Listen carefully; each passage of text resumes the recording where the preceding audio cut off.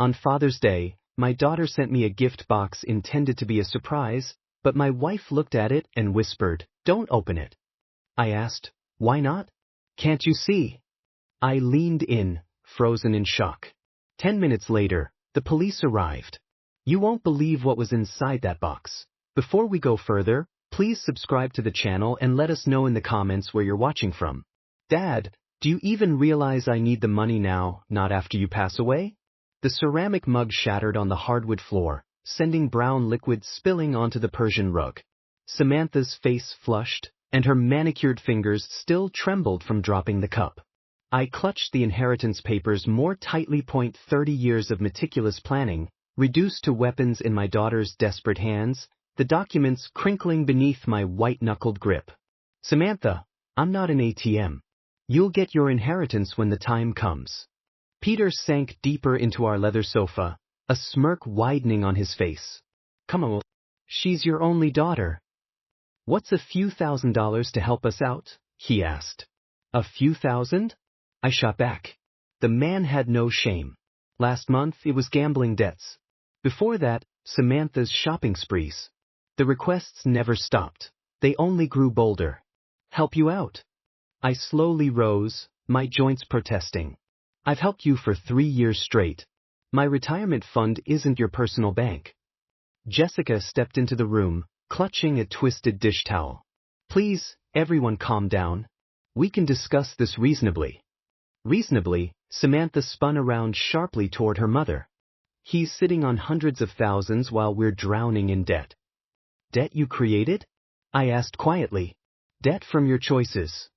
The family photo on the mantel was face down. Had it fallen during Samantha's tantrum, or had someone deliberately turned it? The silver frame reflected the overhead light like a mirror, showing only empty brightness. Peter leaned forward, elbows on his knees.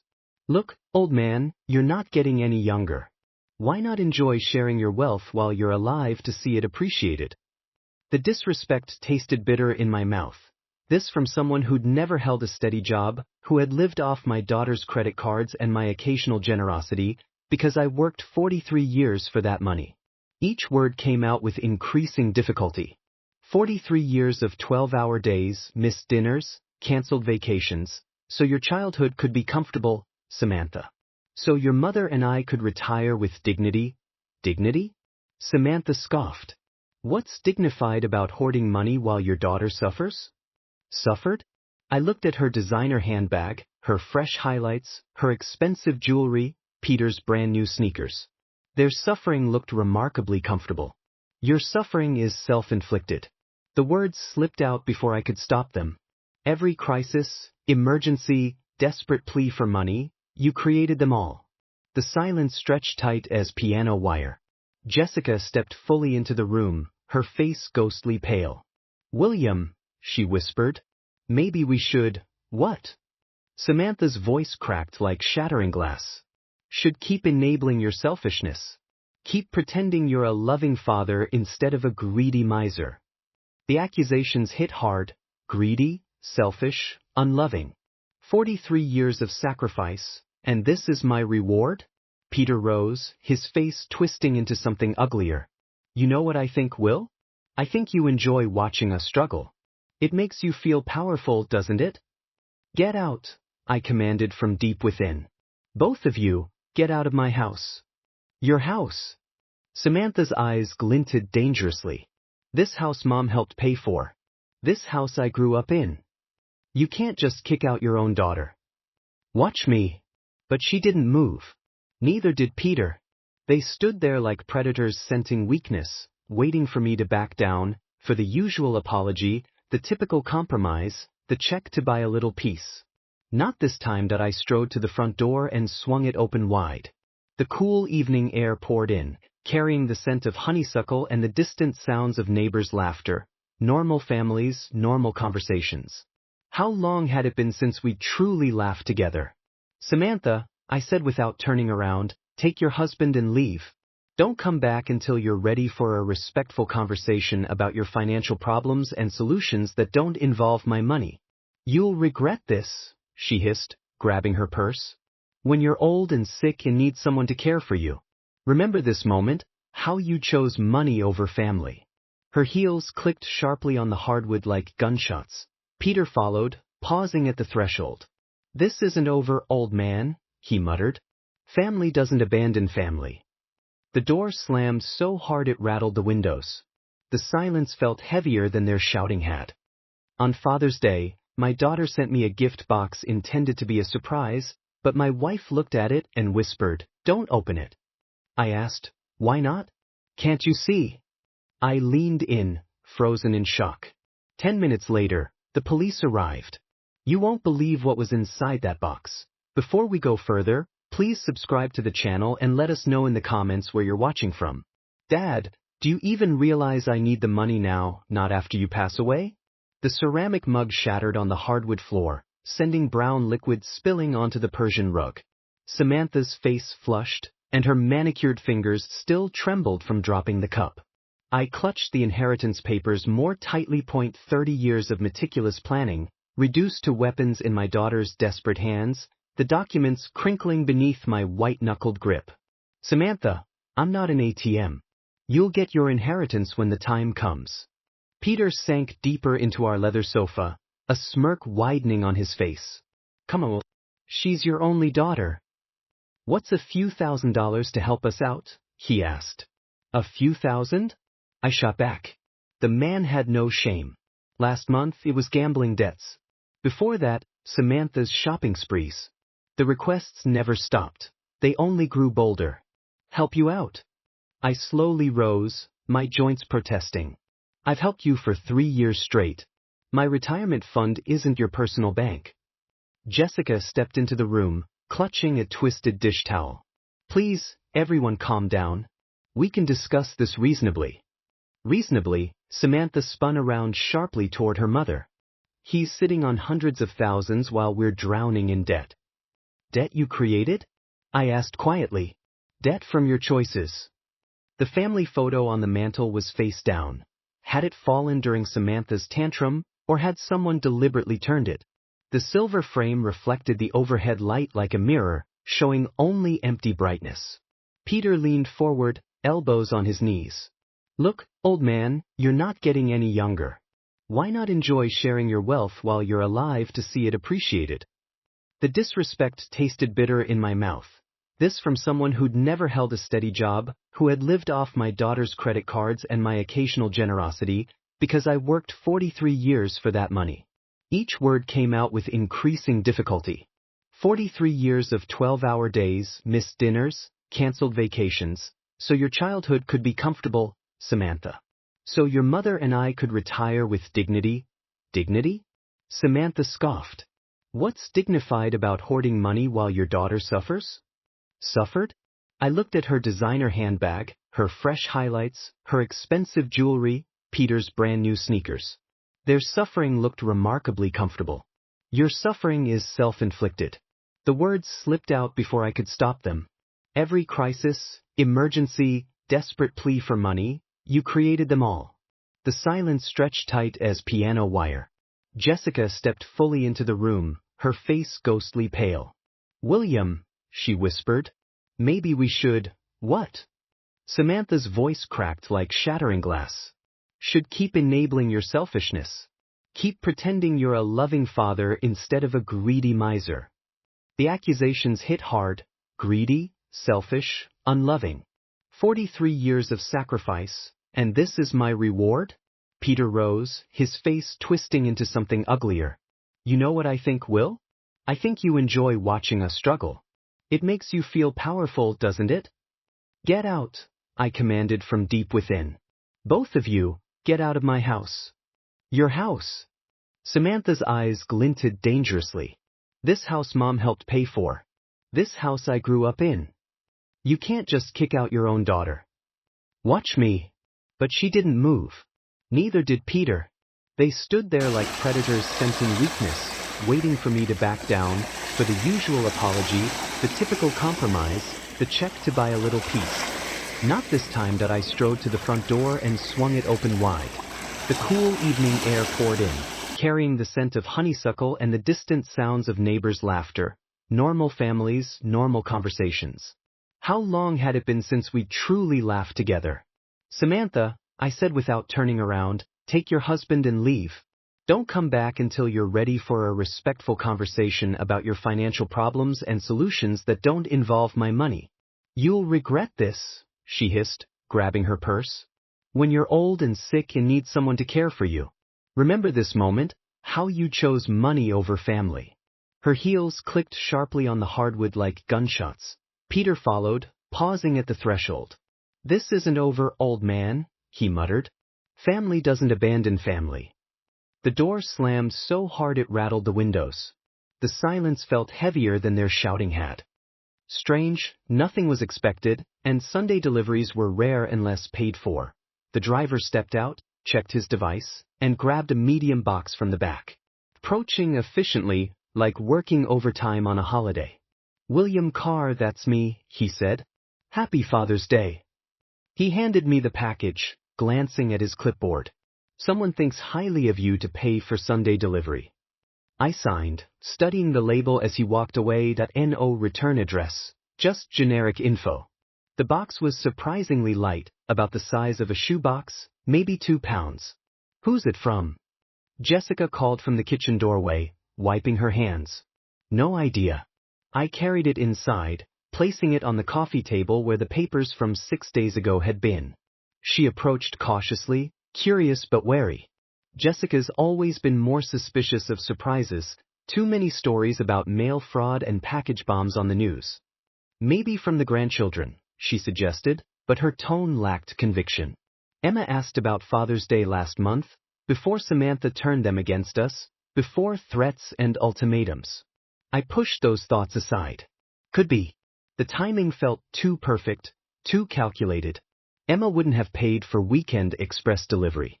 Jessica examined the box carefully, tracing the shipping label with her finger. William, she said slowly, don't open it.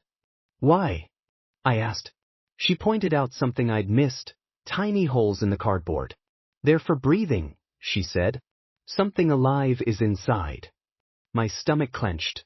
Now I saw the punctures, small, precise, deliberately made. Breathing holes, I repeated, voice flat. Something is alive in there. Jessica nodded, stepping back from the table. The question is, what? We stared at the innocent-looking package, as if it might suddenly sprout legs and run away. The sunlight streaming through the window felt colder, the neighborhood quieter, more ominous. Who would send us something alive? Jessica whispered. But even as she asked, a cold certainty settled over me. The timing, the anonymous sender, the Sunday delivery ensuring we'd be home, this wasn't a gift. It was something else. From inside, a faint rustling sound made us both freeze. It stopped as suddenly as it started, filling the room with tense silence. Jessica grabbed my arm, nails digging into my skin through the fabric. Did you hear that? She whispered. I nodded, trembling. Whatever was in that box is alive, and it's waking up. A soft, barely audible hissing emanated from the cardboard that we froze, staring as if it might explode. The hissing ceased, then resumed longer, more urgent. A sharp hiss that made my blood run cold. Jessica's grip tightened, nails piercing my sleeve. William, she breathed, call someone. Hands trembling, I pulled out my phone. The familiar numbers felt foreign under my fingers. 911. We have a suspicious package with something alive inside, I managed. Delivered this morning, no return address, making sounds. Describe the sounds? The dispatcher asked. I looked at Jessica, who nodded. Hissing. Like a snake, I said softly. The sound had stopped again, but we knew it would come back. Is there any damage? She asked. No visible damage, I said. But there are tiny holes, breathing holes. My voice cracked. Sending officers now, she replied. Stay inside and don't touch the package. The line went silent except for her typing. 10 minutes felt like an eternity with something dangerous sitting there, growing more active. Who could have done this, William? Jessica asked after I hung up.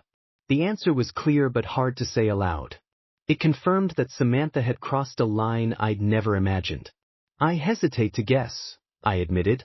But the dots connected, The timing, the knowledge of routines, access to my credit cards, and the fact that it was Father's Day. Another sound from the box, a rustling, not just hissing, suggested movement inside. Jessica spoke softly, 6 days ago. She was so angry when she left. She didn't need to say her name. We both knew who it was. Both arriving at the same horrible conclusion, just through different paths of dread. But I knew, this wasn't anger.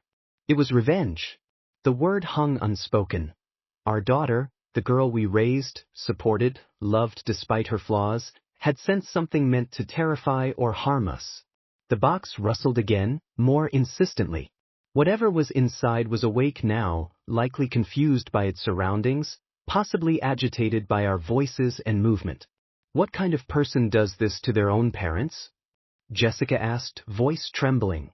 Someone desperate, I said, though it sounded inadequate. Someone wronged. But deep down I knew it was more. This took planning, calculation.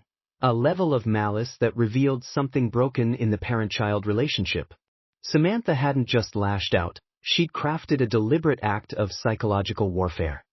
Outside, the sound of car doors slamming made us jump. Through the window, I saw a police cruiser in the driveway. 2 officers approached with purposeful strides. Relief washed over me, help had arrived. The doorbell rang sharply, then again when no one answered fast enough. I opened the door before Officer Reeves knocked again. That he was tall, solidly built, alert, ready for a dangerous situation. His badge read to Reeves. Mr. Carr, I'm Officer Reeves. We got your call about a suspicious package. Thank you for coming quickly, I said, stepping aside. It's in the living room. He wiped his boots on the mat, then stepped inside. Jessica appeared, nervously twisting her apron. We're just grateful you're here, she said. We didn't know what else to do. Good job calling us, he said calmly. Can you show me the package? We led him to the coffee table. The box looked smaller now that help was here. Carefully he pulled latex gloves from his belt. When did it arrive? I asked. About 35 minutes ago, Sunday delivery, paid extra for weekend service. He examined the label, no return address. And you heard sounds from inside? Jessica whispered, hissing. Like a snake. Handled similar cases, Reeves said. Usually non-venomous, but we take precautions. He radioed for animal control. Dispatch, this is Unit 47 requesting animal control at 1247 Maple Street. Suspected snake in a residential package. The response confirmed they'd be there in 20 minutes. Reeves shifted from procedure to inquiry. Any idea who might have sent this? The question I dreaded. Jessica's eyes fixed on me, waiting. I don't know, I said carefully. Probably just some kids playing a prank. His gaze sharpened. Kids? They'd need access to live animals, shipping supplies, your address. This takes planning. My mouth went dry. He was right. Someone with resources and motive deliberately sent us a snake on Father's Day. Any recent conflicts? Family disputes? The phrase felt like an accusation. Jessica tensed beside me. I managed, nothing that would lead to this. He studied my face, hesitating but not pressing. Instead, he pulled out a small notebook. Any unusual charges recently? Pet stores, exotic animal suppliers. The question hit me hard. I remembered the last statement, Samantha using my credit card. Reptile Palace, 127 of 50. I'd thought it was for the grandkids. Not a snake. Never a snake. Mr. Carr, are you okay? I forced my face to stay neutral, heart pounding. I'm fine. Just processing. But I wasn't. The pieces clicked into horrifying place. Timing, access, the deliberate cruelty of using Father's Day. My daughter had sent me a snake. Will you be filing a report? Bruce, we can investigate the origin and pursue charges if we find the sender. I looked at Jessica. Her expression mirrored my own. Part of me wanted justice, but the bigger part, decades of protecting Samantha, refused. No, I said quietly. I don't want to overreact. If it's just a prank, charges seem excessive. Reeves took note but seemed familiar with this stance. Family loyalty can blind. Another vehicle pulled in, an animal control van. That's Mike Johnson, Reeves said. Best wildlife specialist in the county. He'll handle it safely. I watched as Mike gathered his equipment, knowing the real challenge was about to begin. Efficiently, he extracted a 3-foot corn snake, confirmed it was harmless, and loaded it into a carrier for rescue. Nice specimen, he said. Someone paid good money for this. Corn snakes make good pets when cared for properly. Shame it was used for this. Reeves shook hands. Call if you remember anything else. Even pranks can escalate. I nodded, maintaining the appearance of cooperation while darker thoughts spun in my mind. Both vehicles vanished down the street, leaving Jessica and me in silence. The room felt violated. Despite the cleanup, the air was different. The water stains on the table, the scattered papers, they now symbolized betrayal. Jessica silently tidied the kitchen, rinsing dishes with unnecessary vigor. I watched the Hendersons returning from their outing, their car filled with family and laughter. Normal families, normal mornings, not with venomous surprises sent by their adult children. The credit card charge from Reptile Palace, 3 weeks ago, after our argument about inheritance, perfect timing for revenge. My phone felt heavy as I scrolled to Samantha's number. Her smiling photo from Emma's birthday, before demands, threats, and the morning snake. Are you really going to call her? Jessica asked softly. I need to know, I replied. The phone rang twice before she answered. Dad, her voice was artificially cheerful. What have you done? My card isn't working.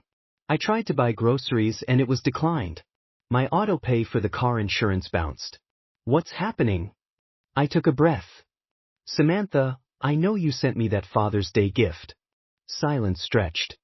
When she spoke again, her tone had shifted, panic to fury. You've lost your mind. How could you set me up like this? Set me up? I echoed. Not what I'm asking. Or what Father's Day gift? The woman who'd sent the snake now accused me of traps. Her reaction confirmed everything. I said calmly, I didn't do anything. I just stopped paying for your irresponsibility. Insane. You can't just cut me off without warning. I have bills, obligations, responsibilities. I let that word hang, responsibility, like the duty to treat parents with respect and handle your own finances. Jessica watched my face, reading my calm. But I was detached. Dad, you don't understand. Peter and I are struggling. The rent's due, and my car payment. Your rent, which comes out of my account, I interrupted.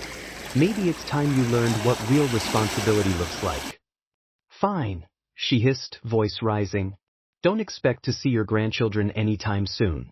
Emma and Jake will grow up knowing their grandfather chose money over family. Those words, once my greatest fear, now felt powerless against my clarity.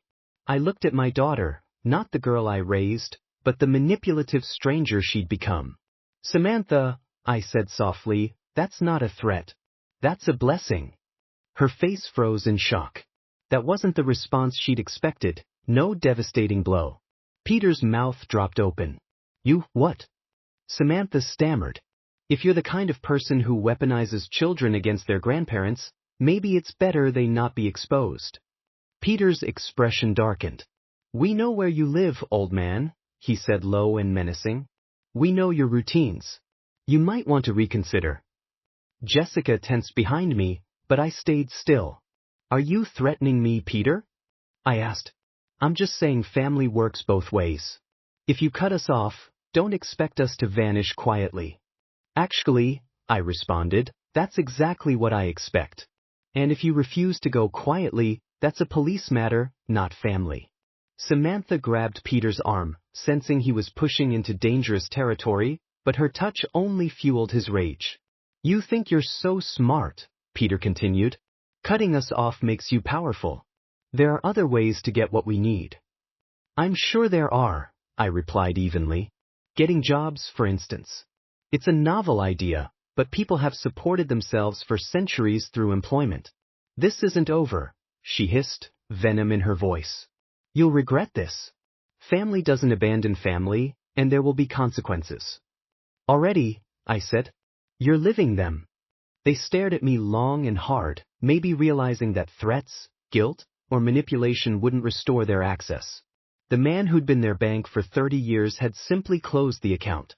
Without a word, Samantha spun and headed for their car. Peter followed, before giving me a final menacing look. I watched them leave, engine revving loudly. Only once their taillights disappeared did I shut the door and turn to Jessica. Her face was pale, but her eyes held something I hadn't seen in years: pride. "We'll need legal advice," I said. Evening settled over us, quiet, peaceful, the kind that felt rare after a storm. Jessica and I sat at the kitchen table after dinner, the comfort of routine easing the chaos of the morning.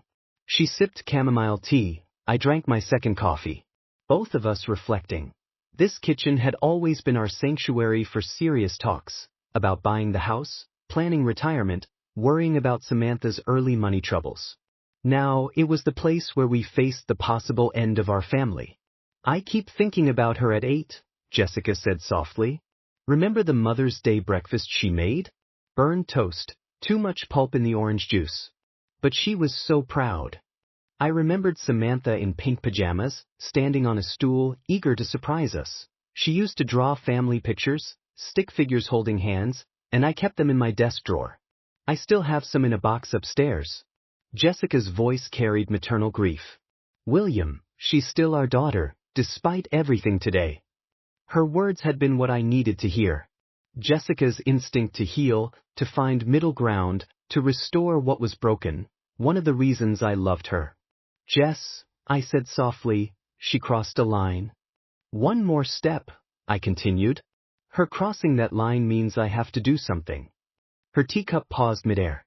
"What?" she asked. I looked at her with concern, hopeful that whatever I planned might bring her back, not push her further away. But how could I explain that I no longer wanted to bring her back? "Something permanent," I said. "A solution that guarantees this scene never repeats." "Are you talking about changing the will?" she asked, not really a question. She understood me. "Yes." I nodded. "It's the only way." She hesitated, considering the implications.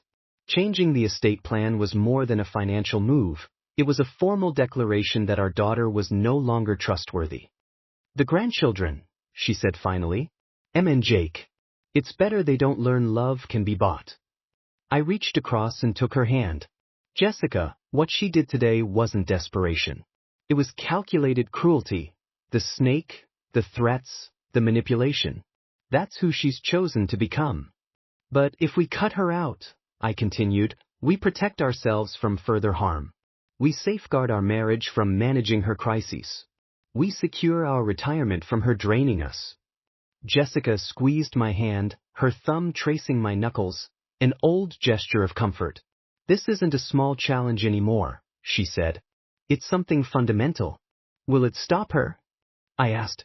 "If we make it legal, will she finally leave us alone?" "It will remove her reason for contact. No access to money, no inheritance, no leverage. She'll have to manipulate someone else." The cold pragmatism felt harsh but necessary. "Samantha will seek easier targets," I said. "People who haven't learned her tricks." Jessica whispered, "I hate it's come to this." "So do I admitted. "But I won't spend our remaining years trapped by threats and manipulation. I won't let her destroy what we built." Outside the window, the neighborhood went on, families walking dogs, watering gardens, living normal lives. "When will you do it?" Jessica asked. "Tomorrow morning." I said, "I'll call Margaret Summers first thing. She's handled our legal affairs for 15 years. She'll know exactly what to do." Jessica nodded, accepting even as her heart broke. "And if Samantha finds out?" she asked. "She will eventually. But by then, the protections will be in place. Her anger won't touch us anymore." I stood, carrying the empty cups. Behind me, I heard Jessica's soft sigh, not regret, but grief for the family lost. Tomorrow, I'd take that final step. Tonight, I'd hold her and mourn the family we thought we had. Margaret Summers' law office was on the 3rd floor of a downtown granite building, lined with legal books that spoke of 15 years of protecting families like ours. I sat across from her, feeling calmer than I had in weeks. She removed her glasses. William, she said, when you called today, you mentioned needing comprehensive legal protection. What's been happening? She'd handled our wills, property transfers, and Jessica's mother's estate. She knew us as the careful, responsible couple. What I was about to describe was something entirely different. I explained the inheritance issue, the snake, the blocked cards, yesterday's confrontation. Margaret listened intently, taking notes, her expression growing more serious with each detail. Peter said, "They know where we live, know our routines," I concluded. It felt like a direct threat. She set down her pen and leaned back. "William, this is beyond a family disagreement. You're describing harassment and intimidation. We need to act on multiple fronts." That's exactly what I hoped she'd say. She pulled out a fresh legal pad. "Let's start with your will. You want to restructure inheritance for the grandchildren's benefit." "Yes," I said. "I want the money to go to their education, not my daughter's casino." She nodded. "A wise choice. We can set up a trust fund for Emma and Jake," she explained. "Managed by an independent trustee, dispersing funds only for verified educational expenses. No access or control for Samantha or Peter." "And Jessica?" I asked. "Her security remains intact. This only affects what would have gone to Samantha." Then the restraining order. Margaret began drafting documentation, noting the recent threats, the escalation pattern, and especially the snake incident, which she found particularly alarming. "Using live animals to frighten elderly parents shows planning and malice," she observed. "How long will this take?" I asked. "The will can be finalized within a week. The restraining order can be filed today. Once granted, contact from Samantha or Peter becomes a legal matter." The relief was palpable. It lifted a weight I'd carried for months. The constant need to be available for her crises, the walking on eggshells to avoid her threats, the enabling, all of it was ending. Margaret added, "Document everything, any contact attempts, violations, or efforts to involve the grandchildren. It's likely her reaction will be intense." I understood. Her reaction to being cut out and restrained could be significant, but it no longer scared me. With legal protections, her anger would target the system, not us. She handed me the documents, and I signed each one, feeling a decisive closure. 30 years of financial enablement was finally over. Our home was protected from harassment. The order should be approved today. Court officers would serve her and Peter by tomorrow morning. After that, any contact would be a criminal offense. I shook Margaret's hand, grateful she'd helped me regain control. As I left her office, she called after me, "You've made the right choice. Your family's safety and peace come first." I nodded, clutching the folder. Tomorrow, Samantha would see that manipulation was no longer an option. That night, Jessica and I slipped into peaceful sleep, knowing the law stood behind us. 2 days later, the house was quiet, calm after the storm. We returned to our routines, savoring the simple, peaceful moments. Morning coffee without dread, walks without checking messages, dinners without crisis talks. Then Margaret called. "William, the documents were delivered at 2:15 today. Both Samantha and Peter have been served with the order and the updated will. It's done." I thanked her and sat back, quietly reflecting. Outside, Jessica was planting flowers. The neighborhood was normal, families living as they always do. "The papers arrived," she asked softly. "This afternoon." "It's finished." She came and sat beside me, taking my hand. We didn't need to discuss her likely reaction or her attempts to circumvent the protections. The law was clear. The protections were in place. And for the first time in decades, we were truly free from her influence. That I thought of the girl I raised, the one who made breakfast in bed, drew family pictures, who had grown into someone who sent deadly snakes and threatened her father. That transformation had been slow, and I'd made excuses for her behavior. But she who stood demanding money and making threats wasn't someone I needed to enable anymore. The legal boundaries had created the space love alone could never provide. They got what they wanted, my silence, my support. And now, I was no longer in their lives. The irony wasn't lost. Samantha had threatened to cut off my access to Emma and Jake if I didn't comply. But her own actions had made that separation permanent, and in doing so, she'd lost any claim to the inheritance she desperately sought. Emma and Jake would be cared for through their trust, managed by professionals immune to manipulation or threats, covering education, books, and essentials without giving her access. Jessica squeezed my hand. Do you think she understands what she's lost? She will, I replied. The restraining order means any contact becomes a crime. The updated will leaves no inheritance. She'll have to manipulate others now. And if she violates it? Jessica asked. Then it's the police's problem, not ours. For 30 years, I'd been her safety net, covering debts, emergencies, always believing this would be the last crisis. But the snake was her final message, dangerous, venomous, meant to intimidate. Instead of pushing me back into compliance, it pushed me to Margaret and the legal protections I should have sought long ago. As the sun set, Jessica and I prepared dinner quietly, free from family chaos. No calls, no threats, no crises. Just peace. Tomorrow, our home would be protected. Our savings intact. Our marriage unburdened. I had reclaimed my role as a father who loved enough to say no. Boundaries replaced manipulation, and consequences replaced guilt. The law had restored my life. Tonight, I'd sleep peacefully, free from worries of what tomorrow might bring. That if you enjoyed this story, please like the video, subscribe, and share your thoughts below. To hear the next story, click the box on the left. Thank you for watching.